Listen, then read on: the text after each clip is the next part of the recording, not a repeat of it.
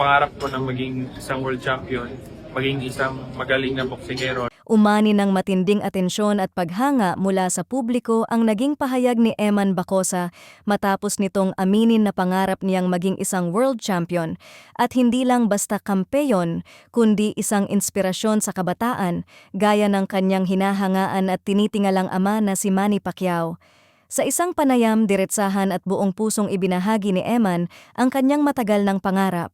Ayon sa kanya, hindi lamang fame o kasikatan ang kanyang hinahabol, kundi ang makapagbigay ng inspirasyon sa mas nakababatang henerasyon.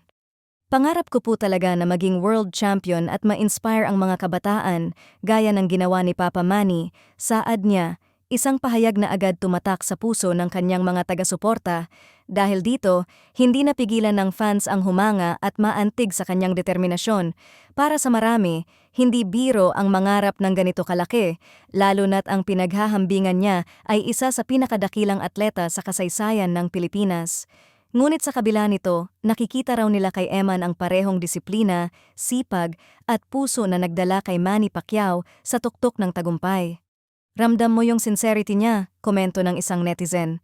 Hindi lang siya basta nagsasalita, may puso at layunin talaga siya, dagdag pa ng isa.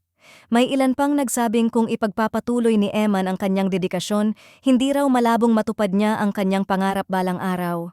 Bukod sa kanyang pangarap na maging kampeon, hinangaan din ng marami ang kanyang layunin na magsilbing inspirasyon. Ayon sa ilang fans, napapanahon ang ganitong klaseng mindset, lalo na sa panahon ngayon kung saan maraming kabataan ang naghahanap ng direksyon at motivation. Para sa kanila, ang pagkakaroon ng isang role model na may malinaw na adhikain ay napakahalaga. Gayunpaman, may ilan ding netizens ang nagsasabing mahaba at mahirap ang landas patungo sa pagiging world champion.